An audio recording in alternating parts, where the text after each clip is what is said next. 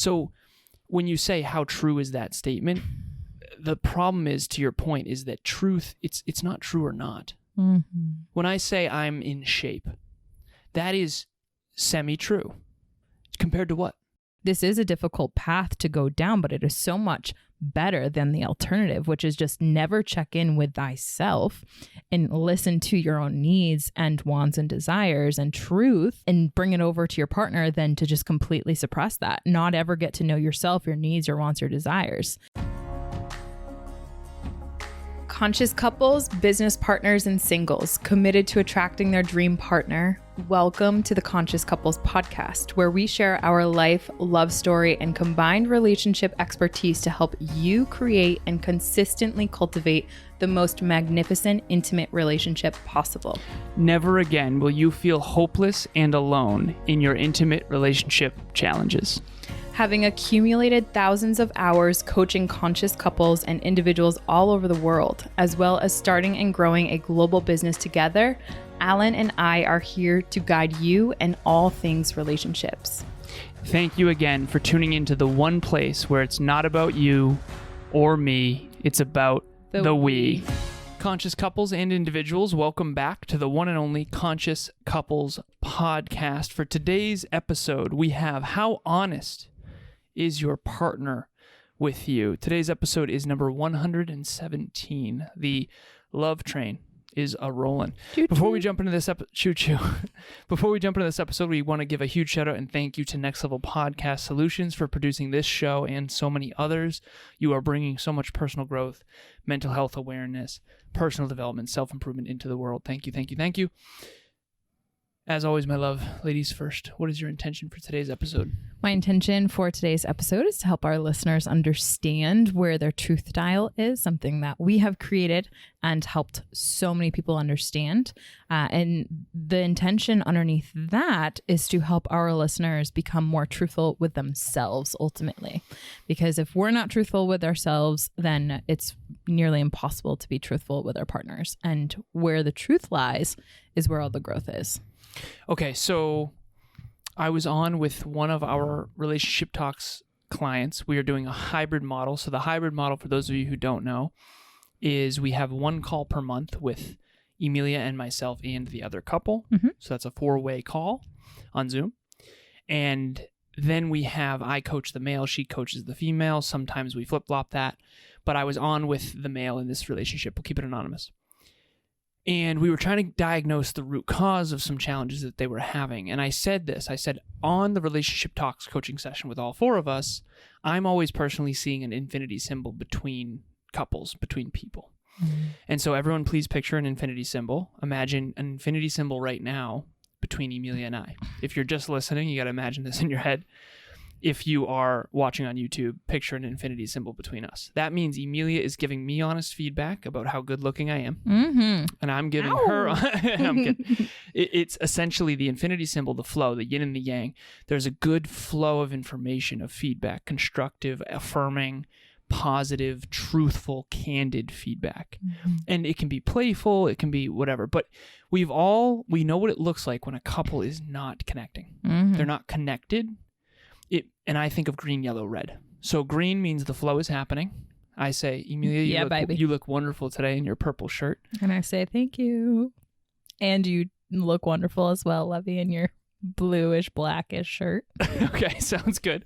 And then thank you so much for that fairly candid... It's true. Yeah, you look so beautiful. Handsome, beautiful. I appreciate it. This is going very well so far.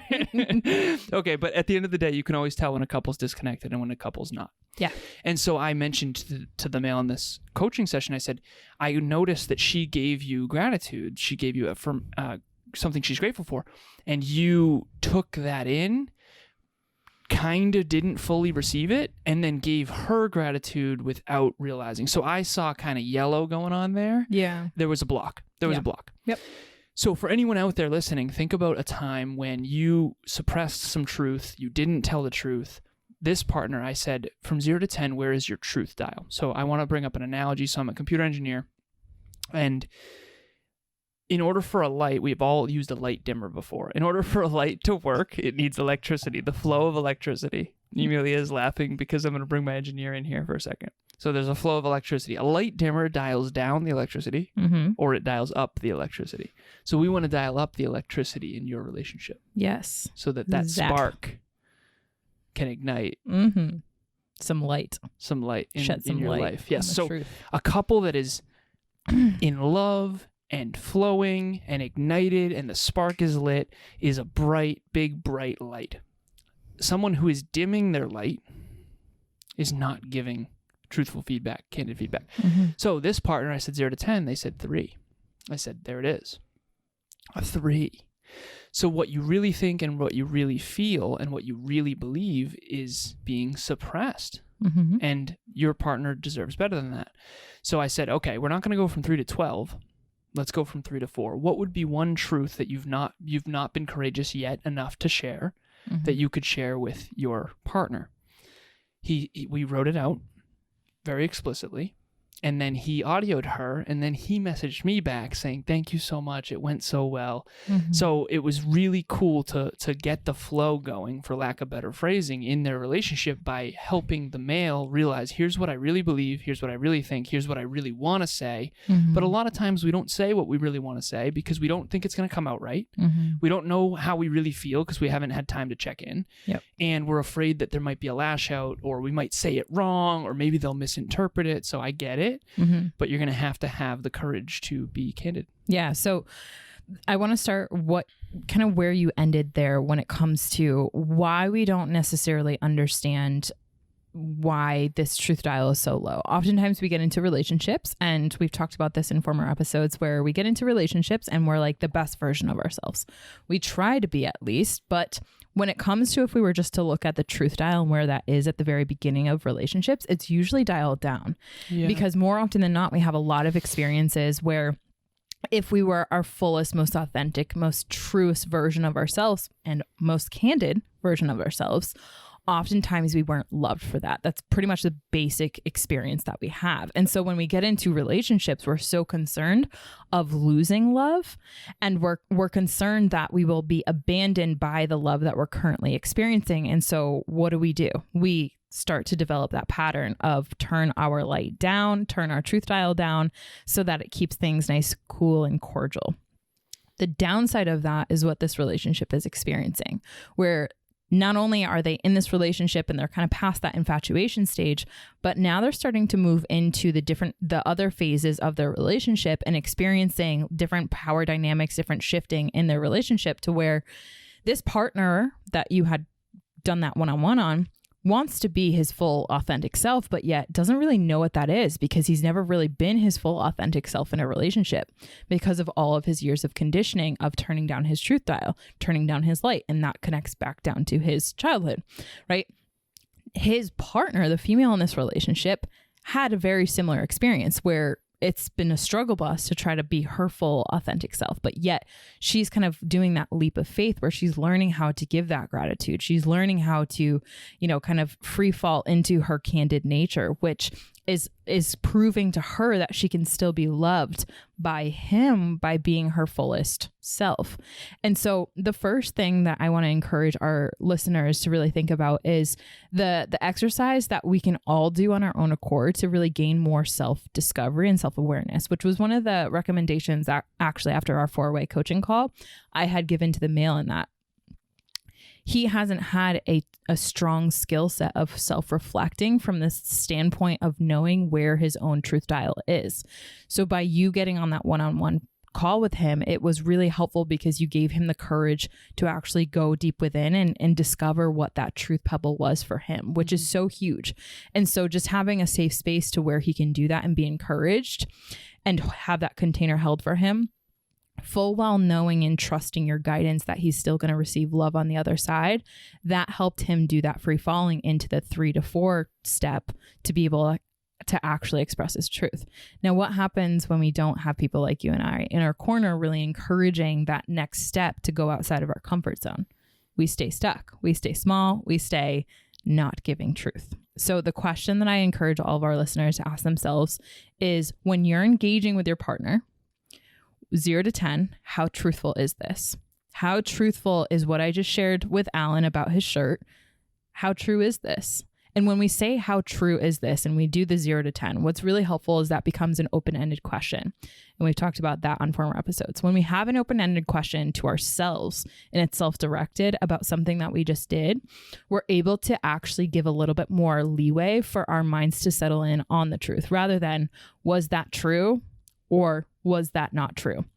Because those are closed-ended questions that essentially hunker us back down into the fight or flight states that we experienced when we were younger. So our call with Alan and Emilia was just incredibly valuable.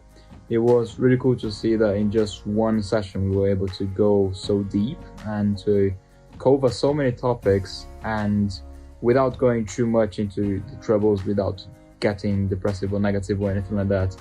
And it was just amazing to see that at the end of the call we were able to hop off the call with way more resources and way better equipped to build trust and to resolve our conflicts more effectively in the future than we were to begin with. So we got a lot of value from it, and way more than we were both expecting. Not because we had low expectations, but because they really over-delivered.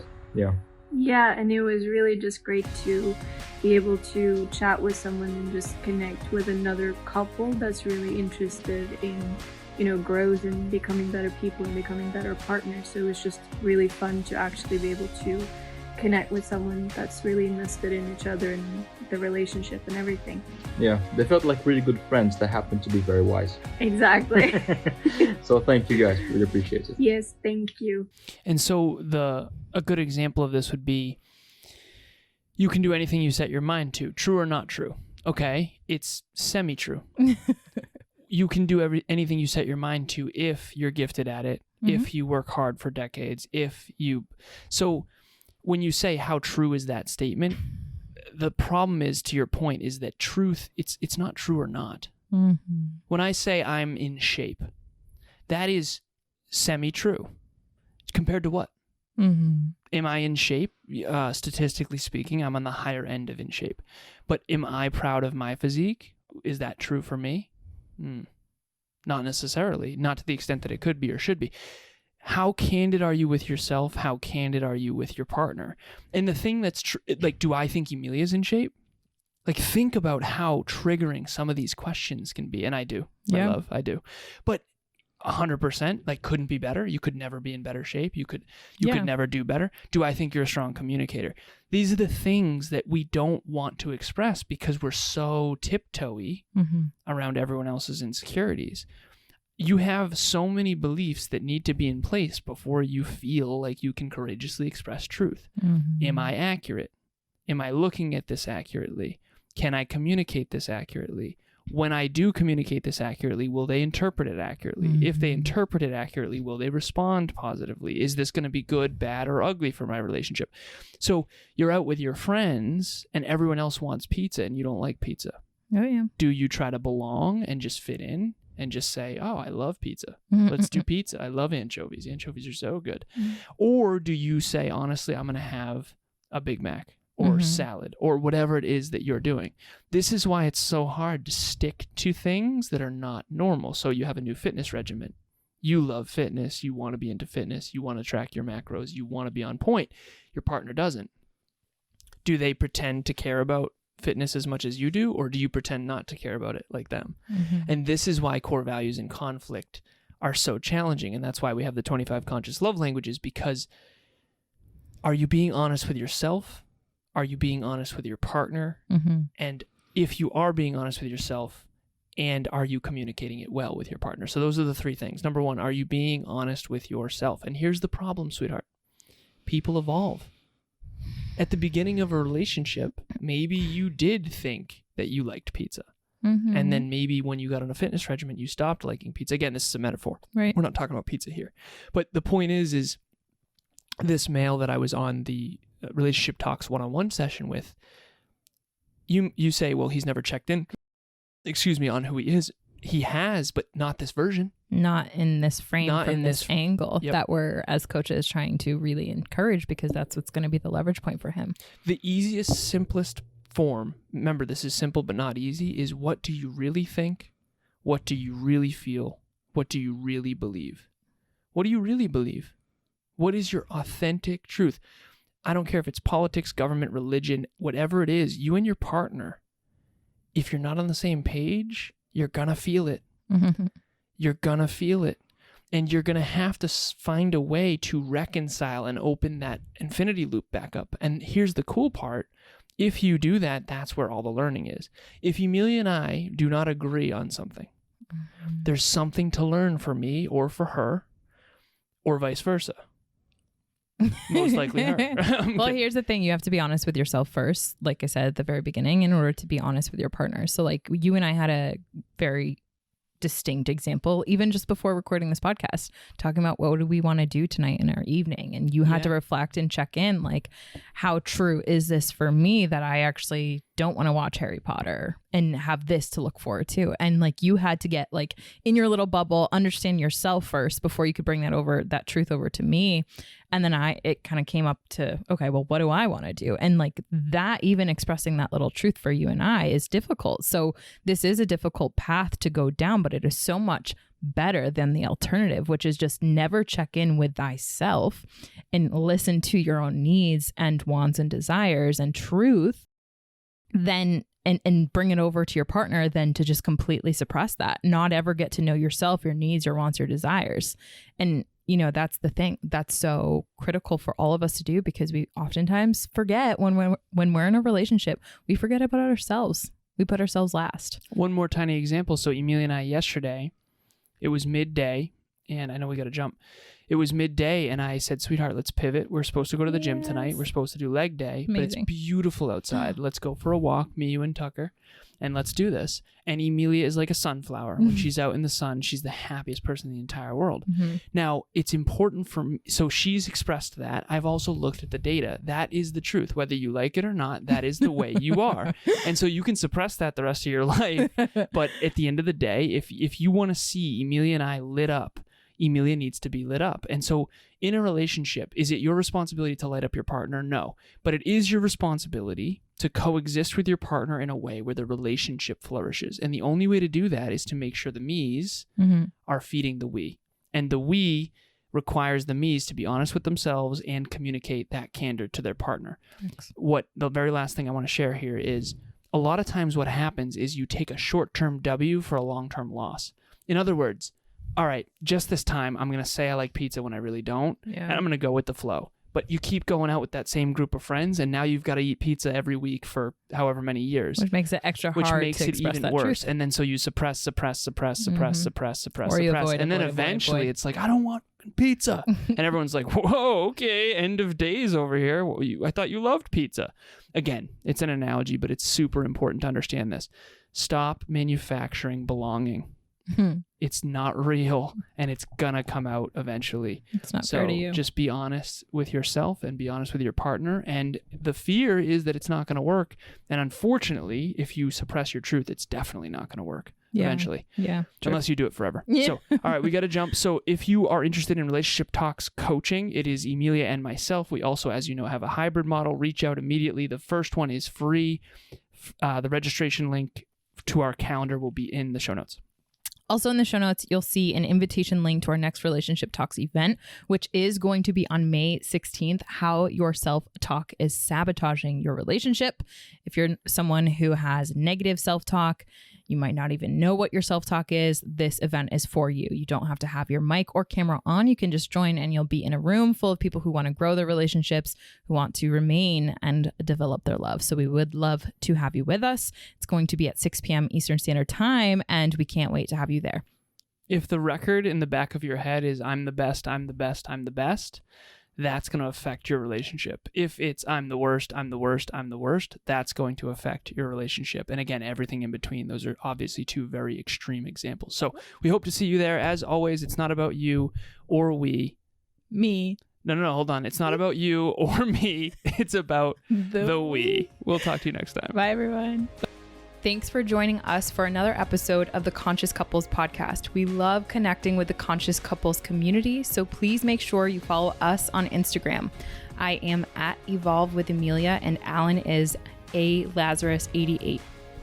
Also, if you or your partner resonated with this episode, leave us a review at the link in the show notes, and please share this with someone you love and care about. Until next time, remember, it's not about you or me. It's about The we.